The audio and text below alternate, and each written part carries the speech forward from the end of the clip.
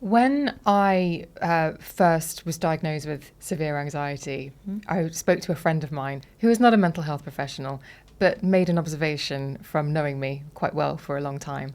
And her observation was, it's just as though you don't have any coping mechanisms. And trust me, that was really hard to hear. Not one of my favorite moments, but actually one of the moments in my life where I think I actually did need to hear that. Wow.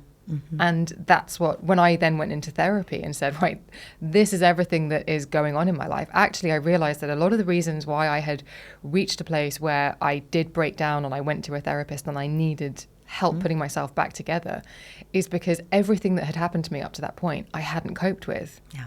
It had almost just, everything was wounding. And it just meant that I had run out of energy to be able to live.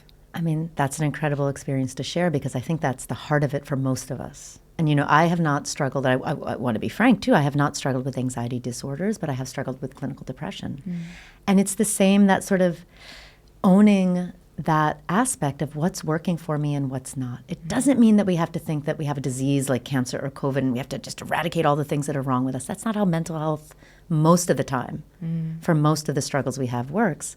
It's saying, what can I own? What can I control? What are the habits of thinking, of choosing that are actually getting in my way? And I don't have to feel bad about that.